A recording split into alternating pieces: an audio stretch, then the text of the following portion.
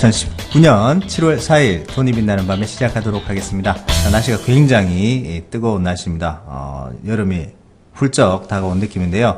이른 더위에 지치지 않도록 건강관리 잘 하시기 바랍니다. 부자아빠 주식학교 공장장입니다. 자, 오늘 전세계라기보다는 미국에서 아주 큰 환호성이 났었네요. 어떤 환호성이 있었는지 오늘도 최 이사님 모시고 좋은 말씀 한번 들어보도록 하겠습니다. 안녕하십니까? 네, 반갑습니다. 네, 반갑습니다. 네네. 트럼프의 자랑거리가 3가지나 늘어났습니다. 네, 뭐 트럼프는 어떤 자랑거리가 있었나요, 근데? 자기 자랑거리죠. 뭐 이렇게 딴 거 있겠습니까? 주가가 잘 올랐는데 자기의 이제 3대 지수들이 다 신고가, 사상 최고가를 썼다라는 얘기를 하면서 내 덕분이다. 나다 이러면서 얘기를 하더라고요. 그걸 이제 원래부터 계속해서 해서왔던 이야기이기 때문에 네네. 뭐라 하기엔 좀 그렇죠. 근데 그 과거에 이런 말을 했었죠. 다른 사람이 만약에 힐러리가 당선이 됐었다라면 네네네. 주가가 절대 오르지 못했을 것이다. 네. 네, 이건 다 내 덕이다. 내 때문이야. 네, 그 얘기를 했었죠. 네. 네네. 그리고 주가가 더 많이 올랐을 텐데 오르지 못한 이유에는 연준 파월 때문이다. 뭐 이런 식으로 또 몰아간 것도 좀 있었고요. 그렇죠. 네. 그래서 이번에 뭐 다우지수를 비롯해서 전부 다 이제 사상 최고치를 경신을 하면서 네. 이제 트럼프에게 힘을 실어주는 모습이 많이 나타나고 있는 것 같아요. 네, 정말로 맞습니다. 이렇게 되면은 트럼프가 이제 재선에 성공하게 될 가능성이 굉장히 높아졌다 봐야 되겠죠? 네. 그렇죠. 맞습니다. 그리고 이번에 그 금리 인하에 대한 가능성도 많이 높아졌기 때문에 네네. 지금 또 연준 이사로 이제 새롭게 발탁을 또 지명을 했잖아요. 네네네. 2명을 했는데 이름이 뭐 영어 이름이 되게 길어서 외우긴 좀 어렵고요. 네. 네, 아무튼 뭐 남자 한 명, 여자 한 명 이렇게 그 지명을 했어요. 네. 근데 이 두 사람이 모두 다 이제 그 강력한 비두기파라는 거죠. 슈퍼초 울트라 네, 비둘기. 네. 그래서 그 트럼프와 또 굉장히 친한 네, 이 여성 그 상암 그 여성 이사는 네네. 그 트럼프와 또 굉장히 친해요. 아. 그래서 트럼프 예전에 그 대선 캠프에 있었던 사람이거든요. 네네. 그래가지고 트럼프와 뜻을 거의 같이 하는 네, 그런 사람이다. 원래는 이 사람이 금리 인하가 아니라 금리 인상 쪽에 있었던 사람이거든요. 네네. 근데 이제 정권이 딱 바뀌면서 트럼프가 금리 인하를 지지하니까 자기도 그렇게 바뀌어버렸어요. 아, 혈맹인가요? 그래서 뭐 일단은 이런 사람들은 이제 트럼프가 굉장히 사랑하는 사람이 되겠죠. 네, 그래서 금리를 인하하는 쪽으로 많이 이제 집중이 좀 되다 보니까 뭐 지금 지수도 많이 올라간 데다가 네. 이제 연준 쪽 분위기도 금리 인하의 가능성을 굉장히 높여놓은 상태로 좀 만들어지는 거죠. 그러다 보니까 전반적으로 이제 지수가 더 올라갈 일만 남았다. 네, 그럼 뭐 미국은 거의 뭐 박수 칠 만한 일이죠. 네, 환호성이 뭐 최고다. 이런 브라보라고 하고 네. 미국이 제일 좋다라고 얘기도 하고 있었고요. 맞습니다. 또 트윗에서 다 내 덕분이다. 미국이 경제력이 최강이다라고 얘기를 하고 있는데 뭐 그런 것들을 또 반영이라도 하듯이 또 대서양 건너서에서는 또 22 쪽에 또 새로 네네. 이제 취임하시는 분이 네. 또 거기도 또 비둘기라고 하더라고요. 네, 이분도 이제 지금 IMF 총재인데, 네네. 그, 라가르드인가? 라가르드. 뭐 하여튼 네네네. 네, 이름이 좀, 이거 좀 어려워요. 근데 네. 하여튼 외국 사람들 이름이 왜 이렇게 다 어려운지 몰라. 갑순이 갑돌이 그럼 참 좋은데, 그죠? 네. 그러게요. 갑순이 갑돌이. 그거 괜찮네요. 3월이 뭐 이런 거. 좋긴 한데. 하여튼 뭐 이름이 뭐 어찌됐든 간에 이 사람도 지금 그 마리오 드라기 총재를 이어서 네네. 또 새로운 이제 22 총재로 이제 들어오는 사람인데. 네네. 마리오 드라기 총재가 굉장히 이게 그 금리 완화, 경기 부양 쪽에 집중을 했었던 사람이거든요. 그렇죠. 그래갖고 트럼프 대통령이 굉장히 이 마리오 드라기 총재를 굉장히 그 부러워하고 좀 좋아했어요. 그러니까 우리도 뭐 저렇게 못하냐, 뭐 이렇게 얘기를 하고 저런 그랬어요. 사람이 연준에 왔어야 된다라면서 막 굉장히 뭐 지지하기도 하고 막 그랬었거든요. 네네. 근데 그런 사람의 어떤 그런 그 이념을 그대로 이어갈 수 있는 사람이 지금 현 IMF 총재 이 라가르드라는 사람이라는 거죠. 그래서 이 사람들 지금 보면은 굉장히 금리 인하를 좀 유지할 수 있는 그런 내용이라서 굉장한 비둘기파로 알려져 있습니다. 네네네. 지금 보면은 뭐 유럽, 그다음에 미국 이런 쪽에 전부 다 금리 인하 분위기가 쏠리고 있는 거죠. 근데 지금 이런 식으로 해가지고 또 미국의 그 증시가 많이 올라간다라고 판단이 좀 되기 시작하면 네네. 국내 증시 또는 아시아 증시, 이머징 마켓 쪽에 또 주춤거릴 수밖에 없어요. 자금 쪽 그쪽으로 이제 쏠릴 그렇죠. 수밖에 없으니까요. 네. 그러니까 미국은 또 강달러가 나와서 뭐 미국 경기가 성장한다 그래가지고 미국 쪽으로 작년에 또 그렇게 막 쏠렸었단 말이에요. 맞아요. 근데 이번에는 또 경기 부양한다, 금리 인상한다, 아니 금리 인하한다, 뭐 주가가 올라간다. 그러니까 또 거기에서 또 쏠리게 되니까 이머징 마켓은 이래저래 좀 힘든 상황이 좀 있는 게 아닌가 생각합니다. 네. 최근에는 국내 증시 모양새 별로 안 좋기도 하고요. 자, 뭐 오늘은 뭐 예, 해외의 그런 훈풍 때문에 조금 소폭 네. 상승하는 모습을 보여주긴 했습니다만은 7월 초에 들어와서는 좀 분위기가 좀 그렇게 좋지만은 썩 좋지만은 않은 상황이었죠. 네. 근데 이거는 이제 우리가 늘 이야기하지만 이제 만기를 앞두고서 얘네들이 이제 그 일종의 뭐 가두리라고 해야 되죠? 예, 그런 그렇죠. 네. 네, 형태 모습을 보이기 위한 내용이라서 주가가 많이 빠지면 뚫지 말라고 그랬잖아요. 이제 주가가 많이 빠지면 다시 올라간다. 왜냐면 더 이상 빼게 되면 자기들이 손해를 보기 때문에 더 뺄 수가 없다는 얘기거든요. 네네. 또 일정 구간으로 또 올라갈 수 없는 구간이 좀 되기도 하고. 그러니까 요거는 이제 우리나라만 가지고는 약간 좀 특성적인 부분이 될 수 있나요? 그 평가를 좀 이렇게 많이 하죠. 우리나라 선물 시장을 외국인들이 좀 돈을 많이 가져가는 그런 놀이터 정도로 여기고 있다. 뭐 이런 것들이 좀 있어서. 네네. 현금 일축이라고 네. 하더라고요. 뭐 거의 그냥 속된 얘기로 그런 좀 얘기하시면 심한 표현도 네네. 좀 네. 많이 하기도 했죠. 네. 그래서 그런 것들이 이제 시장에 영향을 좀 주다 보니까 주가에 영향이 좀 가는 것이 아닌가 생각되고요. 네. 뭐 특별히 나쁜 건 없어요. 네. 주가가 뭐 많이 빠진다거나 그래야 될 이유는 없는데 대신에 또 올라가는 부분에서도 아직은 좀 부담스럽죠. 오늘 네. 같은 경우도 주가가 더 상승했다가 하락으로 전환됐다가 다시 또 상승으로 옮겨갔단 말이에요. 하루 종일 롤러코스터를 좀 타는 모습들을 네, 네. 보여주더라고요. 네. 그러니까 이거는 개인 투자자 입장에서는 굉장히 좀 헷갈릴 수 있는 부분이죠. 미국은 좋은 증시, 좋은 상황인데 왜 또 빠지느냐? 네네. 그러다가 또 빠지는가 싶더니 다시 또 올라가니까 이거 올라가는 거 맞냐? 네, 이거 이렇게 구분을 지으실 것 같은데 지금은 빠질 이유는 없어요. 네, 특별하게 빠질 이유는 없다. 예. 그렇죠. 시장을 나쁘게 보실 필요 없고요. 경기 부양책이 나왔을 때 일단은 미국이 뭐 잘 간다. 그래서 이머징 마켓에 있는 돈이 다 미국으로 넘어간다. 그런다고 네. 하더라도 미국이 잘 되면 전 세계 증시가 일단 좀 안정화된다. 일단 선진국 증시가 안정화된다 그러면은 그렇죠. 네네. 당연히 그쪽에서의 어떤 수익성 같은 부분들이 많이 떨어질 수밖에 없거든요. 그래서 시장이 안정화됐다라는 것은 이머징 마켓 쪽에 투자할 매력이 높아졌다는 의미가 되기 때문에 지금은 조금 주춤하고 관망세에 보인다라고 하더라도 자금은 다시 돌아오게 되어 있습니다. 그래서 이런 것을 생각하신다면 오히려 이렇게 주가가 저점권에서 머무르고 있을 때 오케이 땡큐라는 생각을 많이 하셔야 되지 않을까 그 생각도 좀 드네요. 네. 늘 나오는 얘기지만은 국내 증시는 뭐 항상 저평가되어 있다는 얘기를 항상 꼬리표처럼 달고 다녔었던데 네.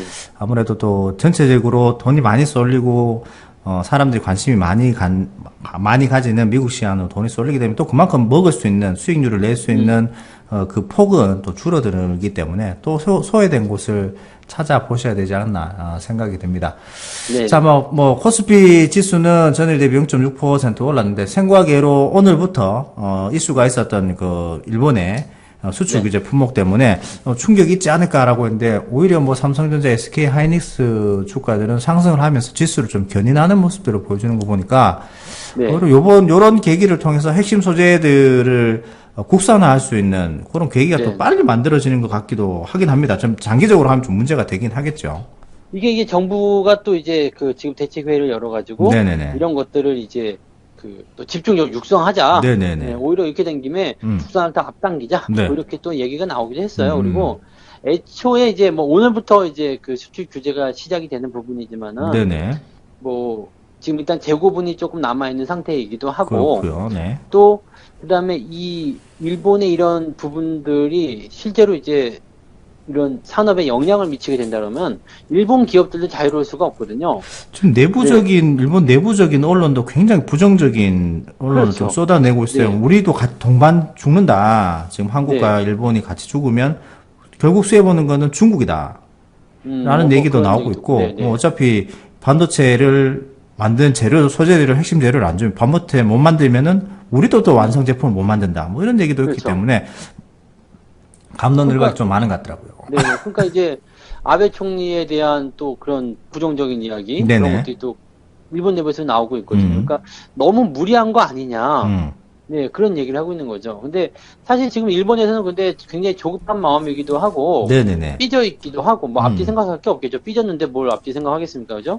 그냥 뭐 일단 지르고 보는 거죠. 많이 삐진 것 같아요, 네. 많이 삐졌을 거예요. 그 네네. 얼굴에 그냥 심실 덕지덕지 붙어가지고, 네, 누가 보면 혹부리 영감인 줄 알겠더라고요. 그래서, 아유, 네. 네, 그런 상태이니까 이제 뭐 앞뒤 생각하지 않고 일단 질렀을 것 같은데, 그래도 이게 전면적인 수출 금지 이런 쪽으로 가는 건 아니었기 때문에, 네. 뭐 충분히 이제 풀어줄 만한 가능성이 있다고 보여지고요.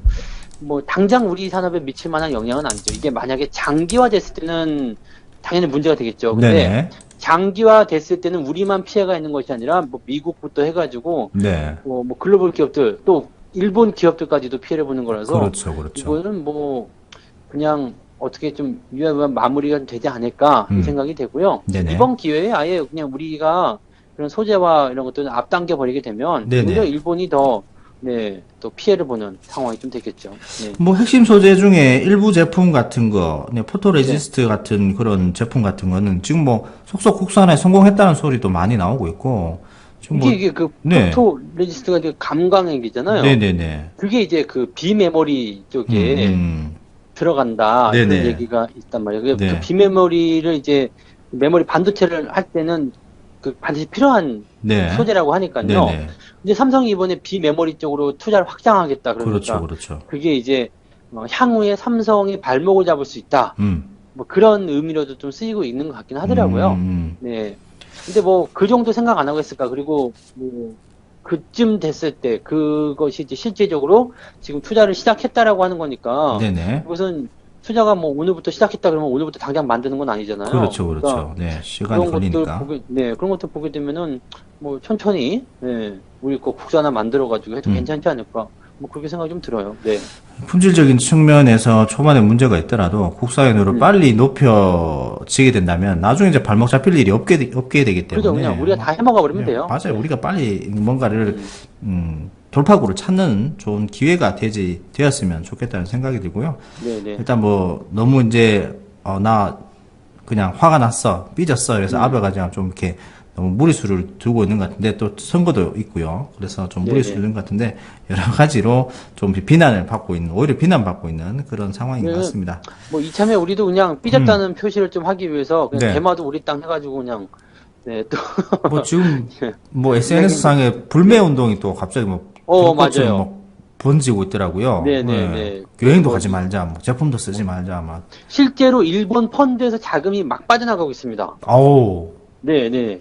굉장한데요. 네. 물론 이제 뭐 수익성에 대한 내용일 수도 있겠습니다만 일단은 좀 조심스럽게 지켜보고는 있죠. 이 자금 네네네. 빠져나가는 성벽이 무엇이냐인데 실제로 자금이 빠져나가고 있는 모습이 확인되고 있고요. 네네. 그다음에 일본 관광객들이 약 3천만 명 정도가 이제 그 방문을 한대요. 네네. 근데 그 중에 3분의 1 정도가 우리나라 사람이라고 하네요. 그렇죠. 많이 많이 가시죠. 그러니까 뭐 상당한 타격을 입을 수 있는 네. 우리도 그냥 한번 이번에 보복을 한번 해봐도 시원할 것 같지 않을까.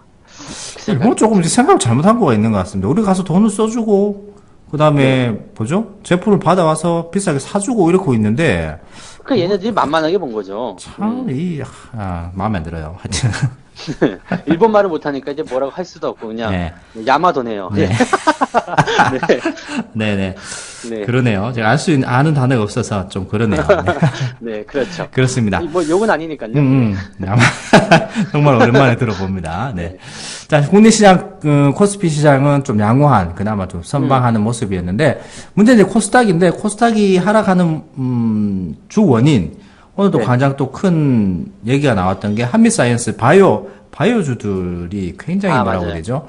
하락폭을 키우면서 계속해서 연쇄 반응인가요? 이게 뭐, 코롱티 슈진, 인보사 얘기가 있었고, 그 다음에 얼마 전에 HLB에 대한, 임상 3상의 실망감도 나오고, 요번에는 한미 약품의 기술을 수출했다가 다시 받았다고 하죠. 네.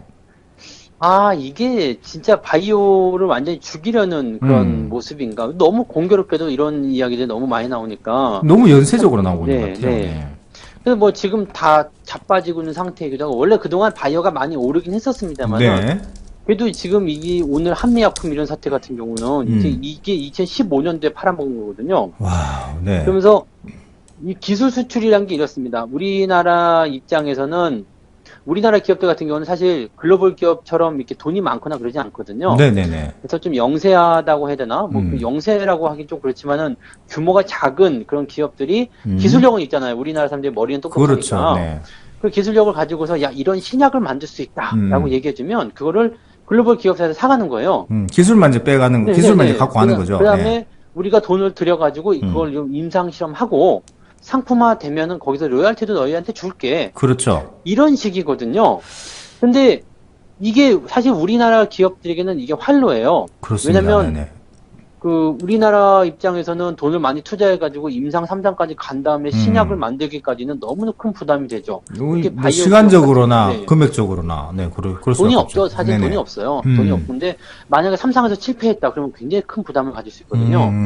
그러니까 이런 부담감은 그 글로벌 기업사들한테 다 떠넘기고 대신에 글로벌 기업사들은 그 R&D, 연구개발에 대한 비용들을 완전히 단축시켜가지고 새로운 그런 기술력을 빼갈 수 있으니까 아주 뭐 서로 윈윈하는 거죠. 그러네요, 네네네. 네, 그래서 우리나라가 살 길은 기술 수출이다 이렇게 되어 있었는데 한미약품이 그 첫 스타트를 끊었던 거잖아요. 아, 2015년, 네, 11월 달이었죠. 그때 기술 발표. 난리가 상한가 같은 났었죠. 그날이 아닌가 싶네요, 네. 네.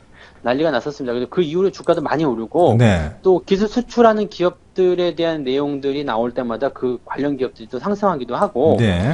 그 정도의 어떤 신드롬을 일으키는 그런 모습이었는데 이번에 기술 수출을 했는데 이게 해지가 된 이유는 임상 이상에서 이게 원래 이제 비만 뭐죠? 그다음에 체중 감량 뭐 이런 쪽으로 좀 치료제였대요. 네네.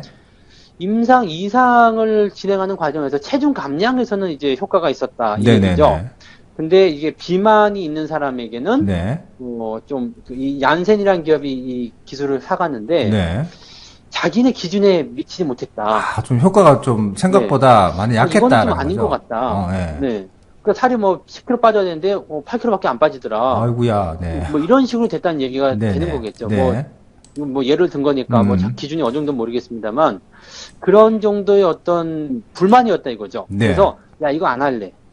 이렇게 된 거예요. 아이고야. 네. 그러면서 이제 기술의 어떤 그런 그 권리를 다 넘겨줘 버린 거예요. 다시 가져갔는데 다시 가져가. 아이고 우리 안 할래. 이거 내 생각보다 우리가 생각했던 것보다 약하다 효과가. 네. 한미 입장에서는 딱히 손해는 없어요. 왜냐면 계약금 요조로 이제 1,000억 원 넘게 받아 먹었거든요. 그렇죠, 네. 기술 수출을 가져갈 때는 원래 계약금을 주거든요.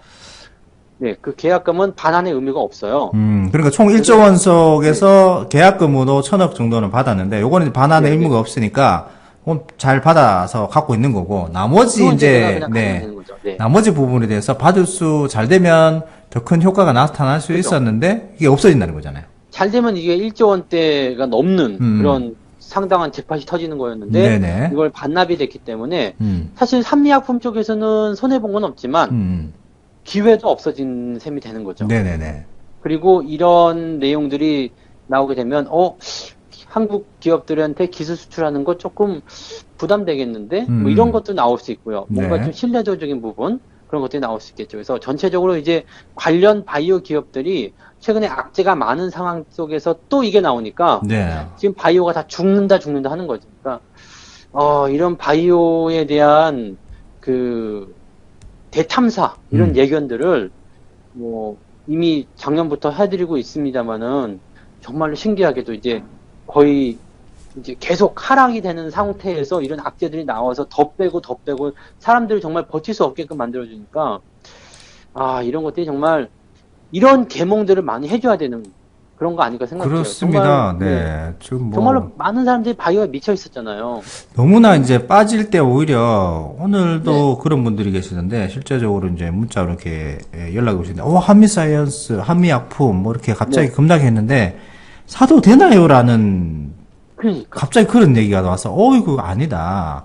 왜냐면 앞쪽에 굉장히 큰 시세가 있었다. 이건 지금 들어가시는 게 아니라 한미약품 비롯해서 바이오들 조금 조심하시라는 계속 의견을 많이 드렸었는데 동다리로 계속해서 같이 이제 하락의 그런 열을 올리고 있는 상황이라서 역발상을 조금 잘못 이해하게 되시면 그렇죠. 주가가 많이 하락했을 때 매수해야지 수익 난다. 뭐 이런 얘기들을 하시거든요. 네네. 근데 지금의 하락은 역발상으로 들어갈 수 있는 구간이 아니라 떨어지는 칸을 잡는 자리잖아요. 어우, 정말 네. 위험한 구간이죠. 시칼이 지금 저 위에서 떨어지고 있는데 그걸 밑에 잡는 생각해 보세요. 그럼 당연히 그 내려온 충격 때문에 손이 다칠 수밖에 없어요. 네네. 시칼이 떨어진 시칼을 잡으려면 어떻게 해야 되죠? 바닥까지 떨어지고 나서 한번 튕긴 다음에 그렇죠. 힘이 약해졌을 때 그렇게 잡아야 되는 거죠. 맞습니다. 그러니까 네. 하락의 에너지가 다 끝난 다음에 매수를 하는 것은 뭐 고려해볼 만하죠. 왜? 네네. 낙폭이 커지면 반등이 나올 수 있기 때문에. 그런데 떨어지는 도중에 더 살까요? 물타기 할까요? 그러면은 이것은 내가 이 기업을 인수하겠다는 마음이 없다라면,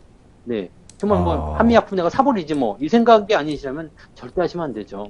맞습니다. 네, 일단은 뭐 한미약품, 한미사이언스 같은 경우에 뭐 근 10배 정도 템버거 종목이었었거든요. 7만 원대. 그럼요. 뭐 그저 아래서 2015년 이제 11년도에 결과 발표가 나왔습니다. 그 전부터 굉장한 상승률을 보여주어서 템버거 나온 종목이 그 이후에는 주가가 크게 상승하지 못하고 이제 소위 말하는 부자빠님 말하는 이제 개마고원 뭐 계륵 네네. 같은 구간 크게 상승도 못하고 하락도 안 하지만 조금 조심해야 되는 구간에서 요번에 이런 사건들이 연속해서 터지면서 코롱의 임보사 사태, 그다음에 HLB의 일보세립인가요? 항암제의 임상에 네네네. 대한 실망감, 삼성에 네네. 대한 실망감. 삼상이 네. 실패한 거죠. 그리고 한마디로. 실패라고 봐야 되겠죠. 그리고 네, 네. 한미약품의 그 비만 당뇨 치료제였던 신약 물질들이 생각보다 효과가 없다 하면서 권리가 또 반환되는 상황. 줄줄이 나오고 있기 때문에 뭐 지금 바이오는 사실 건드리면 안 되는 지뢰밭 같은 종목들인 것 같아요. 너무 뭐, 그런 것 같아요. 네. 네. 작년에 뭐 그 회계 기준이 바뀌는 것부터 시작해가지고요. 네. 특별감리,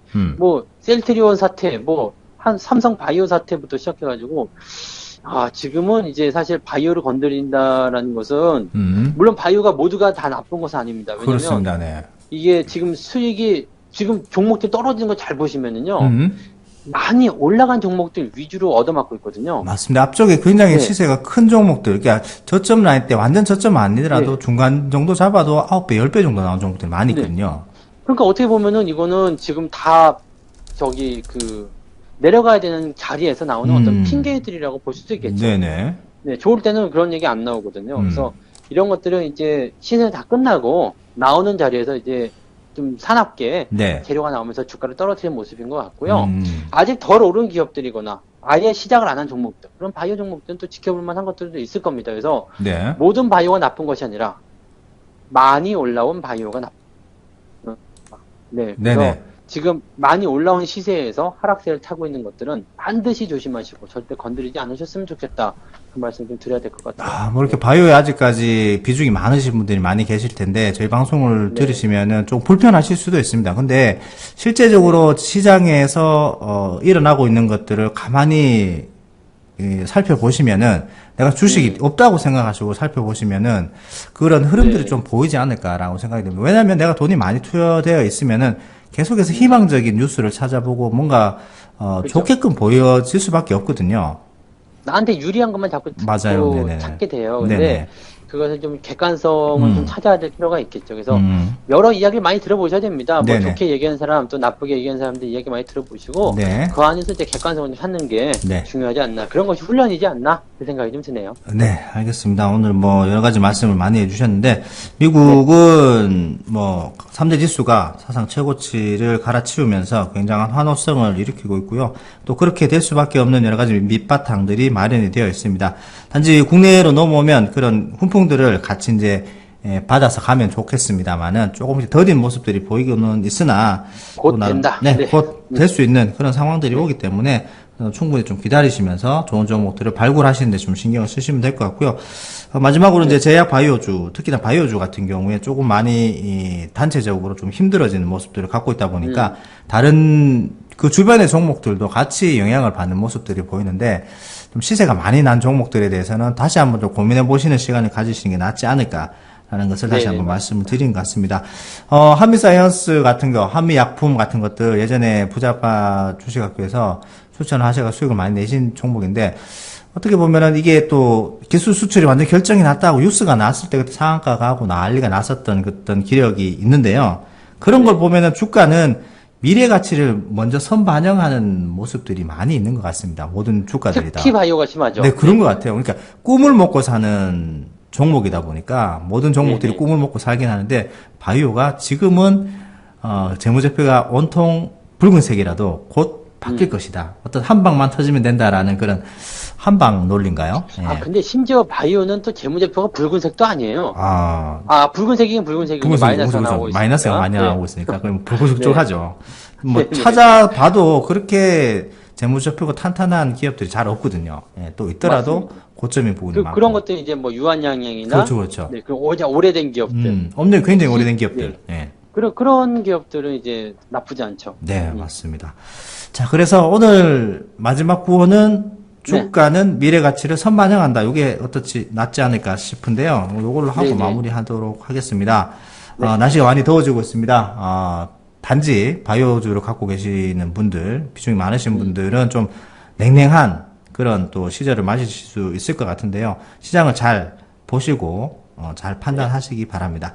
자, 오늘 마무리하도록 하겠습니다. 그럼 주가는 미래의 가치를까지 제가 하고 뒤에 반영한다고 해주시면 될 것 같습니다. 자, 주가는 미래의 가치를 선반영한다. 네, 감사합니다. 맞습니다.